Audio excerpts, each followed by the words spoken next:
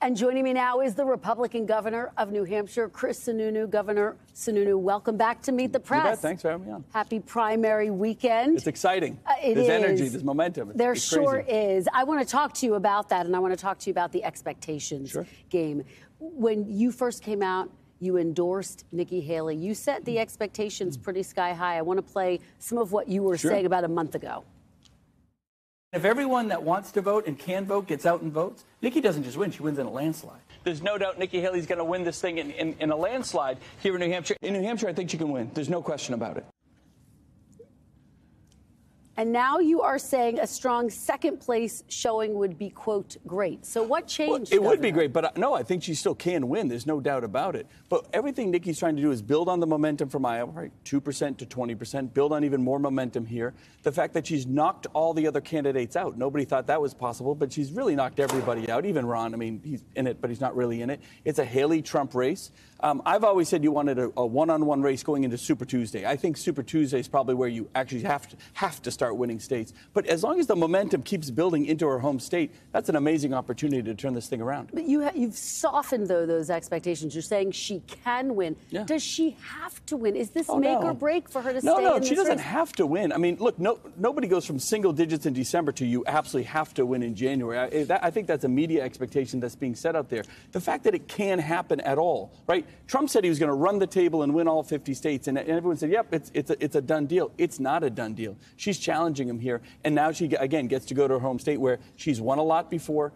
She knows how to do it on the ground, and people don't realize the South Carolina isn't next week. It's like 3 or 4 weeks away. And Nikki's going to have a lot of time to build on the momentum she's already created. Well, let's talk about momentum because, of course, as you know, South Carolina Senator Tim Scott, who Nikki Haley appointed, has now endorsed Donald Trump. He's got momentum from that. He's got momentum coming out of Iowa. Can Nikki Haley win her home state? Of course, Tim Scott doesn't matter. Even though Trump has a double-digit lead? Of course, because Trump had a 35-point lead here. Then that's completely shrunk. I mean, there were polls 2 weeks ago that had almost neck and neck. So you don't really know what's going to happen. New Hampshire always looks forward. We always want the next generation of leadership. We always want the next big idea. So we're not Iowa, right? Iowa had, 56,000 people voted for Trump? 56,000 people out of over 3 million. That's going to dictate the Republican choice for president? I don't think so. You got to let this thing play out. You say New Hampshire is not make or break, but if Haley can't win in her home state, can she continue in this race? What's her path if she can't win South Carolina? Yeah, look, that's a month away. I'm, to be honest, not even looking at that. Right now, I'm looking at the next 72 hours. We're going like gangbusters. She's crisscrossing the state. She's hitting every voter. She's going everywhere. She's talking to everybody. No one else is doing that. She's the only one really campaigning the right way here. Trump flies in. He does his, well, it wasn't even that big of a rally. The guy had to curtain off half of the stadium so it didn't look empty and then flies out of here. So she's just doing it a fundamentally different way. Just to put a fine point on this, if she doesn't win South Carolina, is she going to need to take a hard look at her campaign and potentially reassess being in this race? I think after every state you look at your campaign, obviously, but that's a month away. I mean, it's really a month away. Nothing. Everyone's focused on trying to get out the vote. And if we can get the vote out, as I said in those clips, the more people that vote, the better chance she has of winning. And they're already predicting a record turnout here. Let's talk about what Nikki Haley's saying. She's really stepped up her rhetoric against former President Trump, who seemed at a rally to confuse Nikki Haley with the former House Speaker, Nancy Pelosi. I want to play that clip, get your reaction on the other side. By the way, they never report the crowd on January 6th. Nikki Haley, did you know they destroyed all of the information, all of the evidence, everything? Deleted and destroyed all of it, because of lots of things. Like Nikki Haley is in charge of security. We offered her 10,000 people, soldiers, National Guard, so whatever they want. Setting aside the fact that everything he said there was factually incorrect, including the fact that Nancy Pelosi is not in charge of security at the Capitol, and she wasn't on January 6th. But Nikki Haley has said this is yet another moment that raises more questions about whether Trump is mentally fit to serve. Do you think Donald Trump is mentally fit to serve as president? Whether it's Joe Biden or Donald Trump, either one get off the teleprompter. They can barely make a cogent point. I mean, really. So is Trump mentally fit?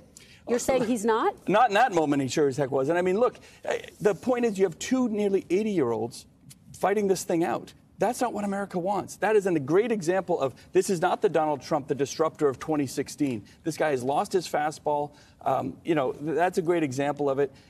We always want to go forward in America, right? We always want that next generation. Neither of these guys represent the next generation. As you probably heard this week, Donald Trump argued that a president has to have, quote, total immunity from prosecution, even for things that cross the line, including, as his lawyers argued in court recently, for killing political rivals. This is what he said at a rally in New Hampshire last night about that.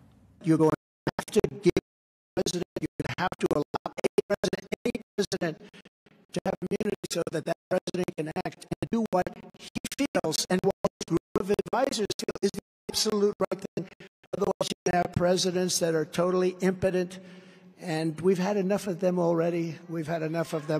So having immunity is so important, and I hope the Supreme Court has the courage to do that. Do you agree? Should a president have total immunity even for things that cross the line? Of course not. The amazing thing about that clip is he was dead serious. He wasn't even making one of his ridiculous jokes. He was dead serious about that. And that should get everybody, I don't care what political party you're from, whether you're an extreme conservative or a socialist liberal, everybody should be concerned with that type of mentality going into the White House. And yet you are saying if he is the nominee, that you are going to support him. How can you say that you'll support him? At the end of the day, I think most Republicans are going to get behind the Republican nominee. I'm hoping that it's obviously Nikki Haley. This is how bad Joe Biden is. 6 months ago, Trump couldn't beat Biden. This is how bad Joe Biden is. Inflation is crushing middle and low-income families across this country. We're weak on the international stage. We haven't secured our border. Democrats have agreed that he's completely incompetent and not on the ball there, so to say. So this is where we've come, where Joe Biden is so bad that even folks would get behind Donald Trump. And yet you're saying that the comments by Donald Trump, everyone should be worried about that. You have said earlier that Trump's rhetoric and actions contributed to the January 6th insurrection. How can you support someone who you believe contributed to the insurrection? We're here in New Hampshire in the first nation primary. No one's really thinking about the general election right now. If you want to beat Donald Trump, it has to happen at the ballot box. Don't sit on your couch. Don't wait for it to happen. Don't wait for some external factor or court case to take over. You got to get out and vote. Whether you're undeclared Republican, getting that vote out is how you beat it. That's democracy. But despite all of these comments, despite his comments on immunity, despite what you said about the insurrection, you would still vote for Donald Trump in a general election against Joe Biden? Well, according to the polls, most of America would. This is how, this is what you guys aren't reporting. This is how bad Biden has been. This is how incompetent he's been. The guy can barely get off the stage. Nobody wants what is currently, and everyone is scared of a President Kamala Harris. Do you believe that former President Trump would follow the Constitution if he were reelected to a second term? My sense is if he were in there in a second term, not a whole lot is going to happen because nobody's going to be willing to work with him. Do you think he would follow the Constitution? I would hope so.